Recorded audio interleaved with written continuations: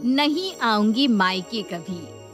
श्रीवास्तव जी के खानदान को ईश्वर जाने क्या श्राप था कि पीढ़ी दर पीढ़ी बदलती जा रही थी, लेकिन घर में लक्ष्मी का आगमन नहीं हो रहा था। बहुएं आती और एक के बाद एक बेटों का जन्म होता जाता। जब चौथी पीढ़ी में रमन श्रीवास्तव के यहाँ बिटिया का जन्म हुआ तो पूरा खानदान खुशी से झूम उठा। बिटिया मिनी सिर्फ अपने माँ बाप की ही नहीं बल्कि चाचा चाची, ताऊ ताई, दादा दादी सब की दुलारी थी। पूरा घर उसे हाथों हाथ लिए रहता। दादाजी तो बिटिया के जन्म से ही अपने स्वर्ग जाने का टिकट कंफर्म समझने लगे थे। खैर, धीरे धीरे समय बीता और संयुक्त परिवार टूटकर एकल परिवार में तब्दील हो गया। मिनी भी अब जवान हो गई थी, लेकिन एक चीज थी जिसमें आज भी अंतर नहीं आया था, वो था मिनी के लिए सबका अंधा प्यार। मिनी बेटा उठो, देखो 11 बज रहे हैं बेटा, ऐसे कैसे चलेगा बताओ तो। क्या है मम्मी, आपको पता तो है मैं सुबह जल्दी नहीं उठ पाती हूँ, फिर भी आप रोज रोज आकर मेरी नींद डिस्टर्ब कर देती है। जाइए, मैं आपसे बात ही नहीं करूँगी। अरे मेरा बच्चा, ऐसे नाराज नहीं होते बेटा, तू उठकर ना बस चाय नाश्ता कर ले, हाँ, और ऐसा करना फिर से सो जाना, आप खुश? नहीं खाना मम्मा, मुझे कुछ भी सोने दो ना। मुझे पता था मेरी प्रिंसेस इतनी आसानी से मेरी बात नहीं सुनने वाली। अच्छा ये तो सुन ले, नाश्ते में क्या बना है? आज नाश्ते में तेरी भाभी ने पिज्जा पराठे बनाए हैं। अब तू सोच ले, तुझे खाना है या सोना है। वाह, मेरी भाभी दुनिया की सबसे बेस्ट भाभी है, मैं अब भी आती हूँ। अरे मिनी, ब्रश तो करके आओ, ऐसे ही नाश्ता करोगी क्या? अरे छोड़ो ना भाभी, शेरों ने कभी मुंह धोए और ब्रश किए हैं क्या? और मैं श्रीवास्तव परिवार की इकलौती शेरनी हूँ। अगर मैं मुंह धोने लगी तो ये शेरों की तौहीन नहीं हो जाएगी? अच्छा अच्छा ठीक है, हमारी शेरनी, तुम खा लो पराठे। मिनी की बात सुनकर भाभी काजल और माँ सुजाता हंस पड़ते हैं और मिनी मगन होकर पिज्जा पराठा खाने लगती है। मिनी कोई छोटी बच्ची नहीं थी, 24 साल की हो गई थी, लेकिन जरूरत से ज्यादा लाड प्यार मिलने के कारण वो अभी तक जीवन की सच्चाई को फेस करना सीखी ही नहीं थी। दोपहर के 3 बजे। अरे मिनी, कहाँ जा रही हो? लंच भी नहीं किया तुमने? जल्दी से खा लो, नहीं तो मम्मी जी मुझ पर नाराज होंगी कि मैंने तुम्हें खाना ही नहीं दिया। अरे चिल भाभी, मम्मी से मैं बात कर लूंगी। आज मैं अपने दोस्तों के साथ क्लब जा रही हूँ, वहीं खाना खाऊंगी। और हाँ, मुझे ना आने में लेट हो जाएगा, आप मम्मी को बता देना। अरे लेकिन सुनो तो, आज शाम को घर पर गेट टुगेदर रखा है ना पापा जी ने, उनका बर्थडे है और तुम। अरे भाभी, पापा के बर्थडे पर मेरा क्या काम? उनके फ्रेंड्स और आप लोग हो ना उनके पास। अच्छा मैं चलती हूँ, मुझे लेट हो रहा है।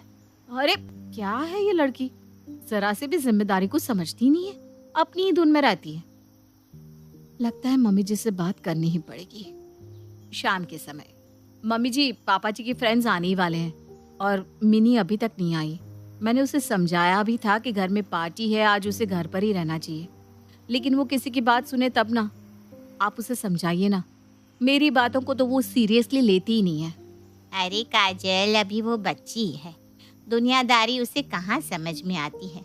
अभी तो उसके खेलने कूदने और मौज मस्ती के दिन है, उसे ये सब जिम्मेदारियों का मतलब कहाँ पता है। चिंता मत करो, एक बार शादी हो जाएगी ना, सब समझ जाएगी। मम्मी जी तो ऐसे बात करिए जैसे वो 24 की नहीं 14 साल की हो, और अब उसके ससुराल जाने में दिन ही कितने बचे हैं। आज कोई रिश्ता आ जाए तो कल शादी हो जाए। अगर अभी सीरियस नहीं हुई ना तो कल को उसे ही भुगतना पड़ेगा। खैर मुझे क्या, जब मम्मी जी को ही फर्क नहीं पड़ता है तो। शाम के समय पार्टी में। अरे श्रीवास्तव जी, आपकी बिटिया कहीं दिखाई नहीं दे रही। अब वो क्या है ना भाई साहब, जरा एक दोस्त के यहाँ गई है। उसकी माताजी की तबीयत खराब थी तो अस्पताल तक ले जाने में मदद की जरूरत थी। हमने कहा जाओ भाई, गाड़ी से अस्पताल छोड़ दो। इंसानियत का धर्म सबसे ऊपर है, पार्टी तो होती रहती है। वाह भाई साहब वाह, ये होते हैं संस्कार। एक बात बताऊं, हमें तो आपकी बेटी की सोच और संस्कार बहुत ही पसंद आए। अगर आपको ऐतराज ना हो तो आप लोग किसी दिन चाय पर हमारे घर आइए और हमारे बेटे चिराग से मिलिए। अगर आपको मेरा बेटा आपकी बिटिया के लायक लगे तो हम दोस्त से रिश्तेदार बन सकते हैं। अरे भाई साहब, घर बैठे इतना अच्छा रिश्ता मिल गया हमें, और क्या चाहिए। बस एक बार बच्चे एक दूसरे से मिलकर तसल्ली कर ले, जिंदगी तो उन्हें ही साथ गुजारनी है, क्यों? सही कहा ना। बिल्कुल बिल्कुल ठीक बहन जी। तो इस रविवार हमारे यहाँ आप सब परिवार आमंत्रित हैं। कहानी तो पापा जी ने बहुत अच्छी बनाई है, लेकिन जब सक्सेना अंकल को पता चलेगा कि मिनी अस्पताल नहीं क्लब गई हुई है, फिर भी क्या वो उसे अपनी बहू बनाना चाहेंगी? रविवार के दिन मिनी एक अच्छा सा ब्रांडेड कुर्ता और शिफॉन का दुपट्टा लटकाकर जब सक्सेना जी के यहाँ पहुंची तो उसकी गुलाबी रंगत और श्रीवास्तव जी की मनगढ़ंत कहानियों का ऐसा जादू चला कि उसी दिन मिनी और चिराग का रिश्ता पक्का हो गया। सक्सेना जी अच्छे संपन्न परिवार से थे। उनका बंगले नुमा घर और पढ़े लिखे हैंडसम बेटे चिराग को देखने के बाद ना कहने के लिए मिनी के पास कोई वजह ही नहीं थी और इस तरह मिनी और चिराग की शादी हुई और मिनी अपने ससुराल आ गई। शादी के बाद मिनी उठो तो जल्दी से कपड़े बदल लो, मम्मी अभी चाय देने आती होंगी और उन्हें तुमको ऐसे शॉर्ट्स में देखकर अच्छा नहीं लगेगा। क्या है चिराग, तुम्हारी फैमिली ऑर्थोडॉक्स है क्या? शॉर्ट्स पहन ली तो क्या हो गया? मिनी, मेरी फैमिली ऑर्थोडॉक्स नहीं है और शायद तुम्हें ऐसे शॉर्ट्स में देखकर माँ कुछ कहे भी ना, लेकिन कॉमन सेंस भी कुछ होता है कि नहीं? मम्मी कुछ कहेंगी नहीं इसका मतलब ये नहीं ना कि तुम उनके सामने कुछ भी पहन लो। पति की बात मिनी को बहुत खटक गई थी। आज तक मेरे मम्मी पापा ने मुझे किसी भी बात के लिए नहीं टोका और इस चिराग ने पहले ही दिन मुझे इतनी बातें सुना दी। मुझे ऐसी वैसी लड़की समझने की भूल कर रहा है ये। इससे पता नहीं कि मैं किसी की बातें सुनने वालों में से नहीं हूँ। चिराग की बातों से मिनी नाराज हो जाती है और करवट बदलकर वापस सो जाती है। मिनी की सास अनुपमा चाय लेकर कमरे में आती है तो देखती है कि चिराग बाथरूम में नहा रहा है और मिनी बिस्तर पर चादर तान कर सो रही है। बहू को सोया देख अनुपमा वापस लौट जाती है और 1 घंटे बाद फिर से मिनी के कमरे में आती है तो देखती है कि मिनी अभी भी सो रही है। मिनी बेटा, सुबह के 9 बज रहे हैं, अभी तक तुम सोकर नहीं उठी? उठो बेटा, चाय पी लो। मम्मी जी, मुझे ना सुबह जल्दी उठने की आदत नहीं है। मैं कितनी भी कोशिश कर लूं, मैं सुबह जल्दी उठ ही नहीं पाती। देखो बेटा, अब तुम्हारी शादी हो गई है और हर परिवार के अपने कुछ तौर तरीके होते हैं। अब तुम इस घर में आ गई हो तो तुम्हें धीरे धीरे यहाँ के तौर तरीके भी तो सीखने होंगे ना। ऐसा नहीं है कि तुम्हें जल्दी उठकर घर का काम करना है या सबके लिए नाश्ता बनाना है। काम करने का तुम्हारे ऊपर कोई दबाव नहीं है, लेकिन समय से उठना तो जरूरी है ना? तुम ऐसे 10 बजे तक बिस्तर पर सोती रहोगी, ये तो अच्छी बात नहीं है। इतना कहकर अनुपमा मिनी के कमरे से बाहर चली जाती है। पति चिराग की बातों को तो मिनी ने एक बार इग्नोर कर दिया था, लेकिन सुबह सुबह सास के मुंह से ये सब बातें सुनने के बाद तो मिनी का पारा 7वें आसमान पर पहुंच चुका था। मिनी अपना फोन उठाती है और पापा का नंबर लगा देती है। पापा, मैं बोझ बन गई थी ना आपके ऊपर, जो आपने मेरे साथ ऐसा किया। सच सच बताओ पापा, आप मुझसे तंग आ गए हो ना? अरे बेटा, ऐसी बातें क्यों कर रही है? तू क्यों मेरे ऊपर बोझ होने लगी? तू तो मेरी राजकुमारी है बेटा, मेरे दिल का टुकड़ा। हमने आज तक कभी तुझे ऐसा महसूस होने दिया है कि तू हमारे ऊपर बोझ है? फिर तूने आज ऐसी बात क्यों की?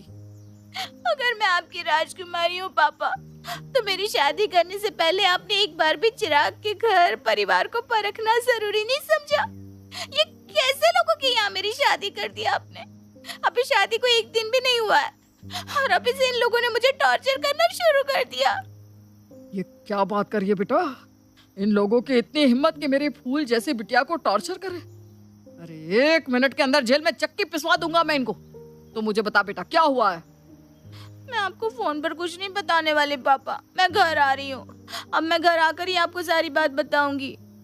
ठीक है बेटा, तेरा जब मन करे तब तू घर आ सकती है। शादी हो गई तो क्या हुआ, ये घर कल भी तेरा था और आज भी तेरा ही है।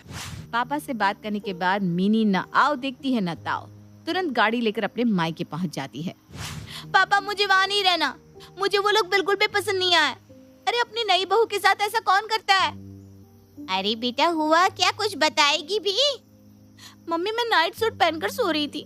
मुझे सुबह सुबह उठाकर चिराग ने कहा, अगर मम्मी ने मुझे इन कपड़ों में देख लिया तो उसे अच्छा नहीं लगेगा। अब आप ही बताओ मम्मी कि उसकी मम्मी को हमारे रूम के अंदर आकर ताक झाक करने की जरूरत क्या है? अब इंसान रात में भी नाइट सूट नहीं तो क्या साड़ी पहनकर सोएगा? शादी की इतनी थकान थी जिसके कारण मैं सुबह सोई हुई थी। तभी आकर उसकी मम्मी ने मुझे 10 बातें सुना दी कि यहाँ पर रहना है तो जल्दी उठना होगा। कि इस तरह से प्रेशराइज करना सही है। अरे मैं नहीं उठ सकती इतनी सुबह, बस बात खत्म। अरे शादी के समय तो चिराग की माँ कह रही थी कि रानी बनाकर रखेंगे आपकी बेटी को। बिटिया का मन करे तो काम करे, नहीं तो हमारे यहाँ तो काम के लिए नौकर चाकर है। फिर सुबह 6 बजे उठाकर मेरी बेटी से कौन सा कुएं से पानी खिंचवाना है इन्हें। मिनी बैठी हुई आंसू बहा रही थी और सुजाता अपनी इकलौती बेटी के आंसू देखकर बेचैन हो रही थी। क्या सुजाता मिनी को ससुराल वापस जाने देगी या मिनी अब मायके में ही रहेगी? मिनी ससुराल से बिना बताए मायके आ गई थी। कुछ ही देर में सास अनुपमा को एहसास हुआ कि मिनी घर में नहीं है। बेटा चिराग, ये मिनी अचानक कहाँ गायब हो गई? कुछ ही देर में मुंह दिखाए के लिए औरतें आने वाली है और ये लड़की पता नहीं कहाँ चली गई है, फोन भी नहीं उठा रही। मम्मी, आपने उसकी मम्मी को कॉल किया? कहीं वहां तो नहीं चली गई? रुक, मैं अभी पता करती हूँ। नमस्ते बहन जी, वो मिनी पता नहीं बिना बताए कहाँ चली गई।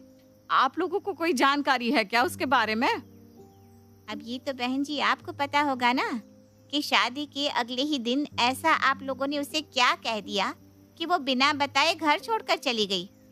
अरे हमने तो ऐसा कुछ भी नहीं कहा। यहाँ तो ऐसी कोई बात हुई नहीं कि मिनी घर छोड़कर चली जाए। मैं फोन कर रही हूँ तो वो मेरा फोन भी नहीं उठा रही। मिनी कहीं नहीं गई है, यहीं पर है। जब से वो आपके यहाँ से आई है रोए ही जा रही है, फोन उठाने की हालत में ही नहीं है। आप मेरी बात तो कराइए एक बार बहू से। सुजाता मिनी को फोन देती है। अरे बेटा, ऐसी क्या बात हो गई कि तुम बिना बताए अपने मायके चली गई? अगर तुम्हें जाना ही था तो तुम बताती ना, हम तुम्हें रोकते थोड़ी ना। चिराग तुम्हें लेकर जाता बेटा, ऐसे बिना बताए। और बहन जी कह रही है कि तुम रो रही हो, कुछ बात हुई है क्या? मम्मी जी, आप ही ने तो आज सुबह मुझे देर से उठने पर डांटा था। मैंने आपको कहा भी कि मैं इस तरह सुबह सुबह नहीं उठ सकती, मुझे आदत नहीं है। लेकिन आपने कहा सुबह जल्दी उठना ही होगा। मेरे घर में आज तक किसी ने मुझसे इस तरह से बात नहीं की है। चिराग भी मुझ पर अपनी सोच थोप रहे थे, ये पहनो वो मत पहनो। अरे बेटा देखो, सबसे पहले तो तुम वापस अपने घर आ जाओ। अब यही तुम्हारा घर है, और अगर तुम्हें मेरी कोई बात बुरी लगी भी थी तो तुम्हें मुझे बताना चाहिए था ना। और चिराग तुम्हारा पति है, थोड़ा समय लगेगा, फिर दोनों के बीच अंडरस्टैंडिंग बन जाती है बेटा।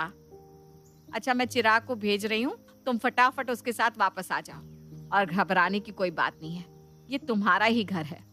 तुम यहाँ पूरे हक और अधिकार से जैसे चाहो वैसे रह सकती हो। तुम्हें ऐसा सोचने की भी जरूरत नहीं है कि तुम किसी अनजान जगह पर आ गई हो। अगर तुम्हारे मन में कभी भी कोई भी बात हो तो तुम बेझिझक मुझसे कह सकती हो। अनुपमा के प्यार से समझाने पर मिनी वापस ससुराल जाने के लिए तैयार हो जाती है। ससुराल लौटने पर अनुपमा मिनी के साथ बहुत ही प्यार से पेश आती है और मुंह दिखाई की तैयारी में लग जाती है। कुछ दिन ऐसे ही बीत जाते हैं। शादी के कुछ दिन बाद। अरे चिराग बेटा, आ गए ऑफिस से? बहुत थके हुए लग रहे हो। हाँ मम्मी, आजकल ऑफिस में वर्कलोड बहुत ज्यादा है, सर दर्द कर रहा है। मैं जरा अपने रूम में लेटने जा रहा हूँ। चिराग के कमरे में जाने के बाद, बेटा मिनी देखो, चिराग का मूड थोड़ा अपसेट है। तुम जरा उसके लिए एक कप चाय बनाकर उसके रूम में लेकर जाओगी और जाकर ना उसके पास ही बैठो, दोनों साथ में थोड़ा समय बिताओ। क्या नाटक है ये, चाय बनाओ, पति को एंटरटेन करो। अरे मुझे समझ क्या रखा है, पति ऑफिस से आया है तो क्या मैं उसके आगे पीछे घूमूं? कितने मजे से रील्स देख रही थी मैं, लेकिन मम्मी जी को तो मेरा चैन से बैठना राज ही नहीं आता। कुछ ना कुछ अड़ंगा लगाती ही रहती हैं। जब भी सुकून से अकेले में बैठो अपने पास बुला लेती है। मम्मी जी, मैं चाय बनाऊं?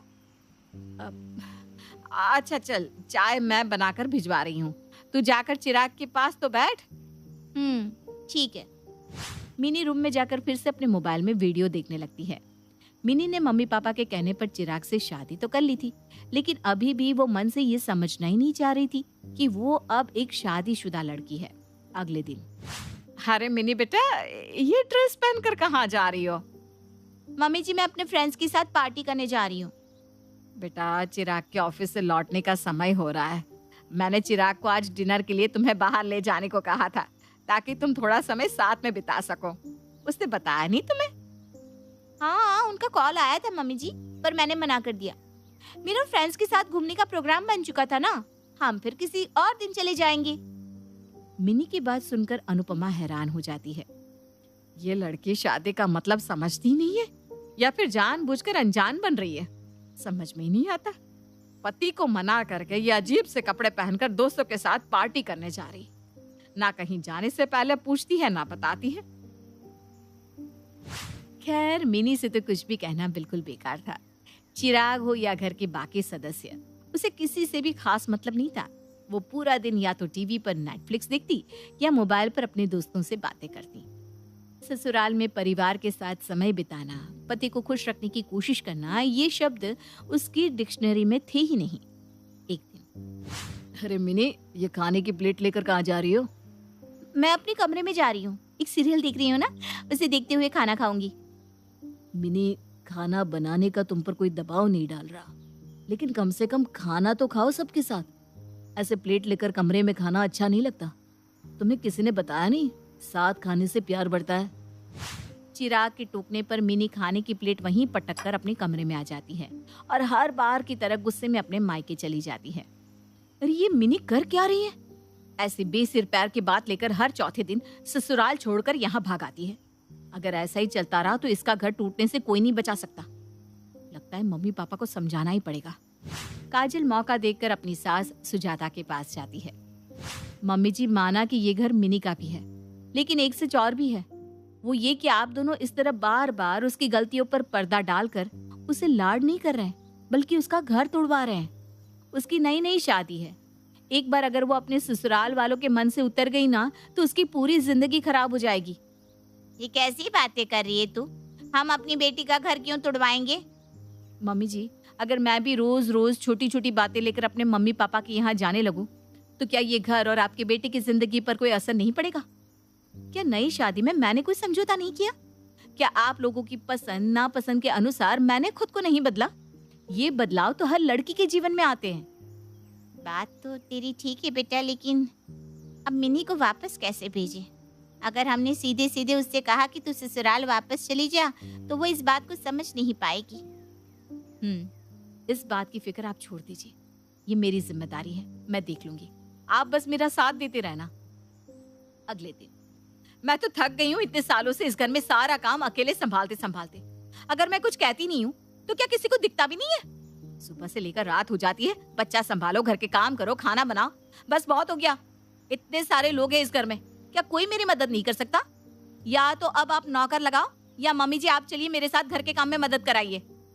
अरे बेटा, मुझसे अब काम कहाँ होता है, मैंने तो पहले ही रिटायरमेंट ले लिया है। तो ऐसा कर, मिनी आई हुई है ना, उसे ले जा अपने साथ, वो तेरी मदद करवा देगी। जा बेटा, भाभी की थोड़ी मदद कर दे, और हाँ, मन लगाकर काम करना। हाँ बेटा। मिनी, तुम ऐसा करो, सब्जी बना दो, तब तक मैं छोटू को स्कूल के लिए तैयार कर रही हूँ, और उसके बाद कपड़े आयरन कर देना। ससुराल में मेरी सास ने आज तक मुझसे चमचा भी हिलवा कर नहीं देखा, और ये चाह रही है कि मैं यहाँ पर सब्जी बनाऊं, कपड़े आयरन करूं। हद है। फिर भी भाभी का फरमान था, इसलिए बुझे मन से वो धीरे धीरे काम करने लगती है। शाम के समय, अरे मिनी, क्या 2 घंटे से मोबाइल लेकर बैठी हो? ऐसा करो, ये लो, मुन्ना को जरा नीचे पार्क में घुमा कर लाओ, और नीचे जाकर मोबाइल में बिजी मत हो जाना, उसका ध्यान रखना, कहीं गिर के चोट ना लगा ले। ऐसा करो, ये फोन यहीं रख कर जाओ, तुम्हारा कोई भरोसा नहीं है। ठीक है भाभी, जाती हूँ। मम्मी जी ने कभी मुझे मोबाइल चलाने के लिए नहीं टोका, और भाभी तो हर बात में टोका टोकी करने लगी है। यहाँ तक कि पापा मम्मी भी भाभी को कुछ नहीं कहते। मिन्नी आ गई मुन्ना को टहला कर। ऐसा करो, डाइनिंग टेबल पर खाना लगा दो फटाफट, मैंने डिनर बना दिया है। और हाँ, डिनर करके समय से सो जाना, सुबह तुम्हें ही उठकर सबके लिए चाय बनानी है। भाभी की बात सुनकर मिनी गुस्से से फट पड़ती है। अरे भाभी, बस भी करो, मैं मायके के आ गई, आपने तो मुझे इस घर का नौकर ही समझ लिया। जो काम मैंने पिछले 24 साल में नहीं करे, आप चाह रही हैं कि एक ही दिन में सब करवा लेंगी। और मम्मी, आप भी भाभी को पूरा बढ़ावा दे रही है। आप लोग अच्छे से जानते हैं ना कि मुझे काम करने की आदत नहीं है, और ना ही सुबह जल्दी उठने की, फिर भी जानबूझकर मुझे वही काम करने के लिए कह रही है। देखो मिनी, सुबह जल्दी उठना तो किसी को भी पसंद नहीं होता, लेकिन फिर भी इतने सालों तक मैं तुम सबकी खुशी के लिए और इस घर की बहू होने के नाते हमेशा समय पर उठती रही हूँ ना। ऐसा तो कभी नहीं हुआ ना कि मैं बिस्तर पर सोती रही हूँ और तुम और मम्मी जी चाय लेकर मेरे कमरे में आए हो। जब मैं शादी करके आई थी मुझे भी काम करना पसंद नहीं था, लेकिन फिर भी मैंने पहले दिन से ही तीनों वक्त का खाना बनाया, घर के काम किए, यहाँ तक कि एक छोटे बच्चे की तरह तुम्हारा भी पूरा ख्याल रखा। और मेरी उम्र भी उस वक्त 24 साल की ही थी। मिनी, शादी के बाद सबकी जिंदगी बदलती है और जिम्मेदारियां सबको उठानी पड़ती है। भाभी, मैं ससुराल से झगड़कर मायके के आई, आपने तो अपने असली रंग दिखा दिए। मैं जा रही हूँ अपने ससुराल।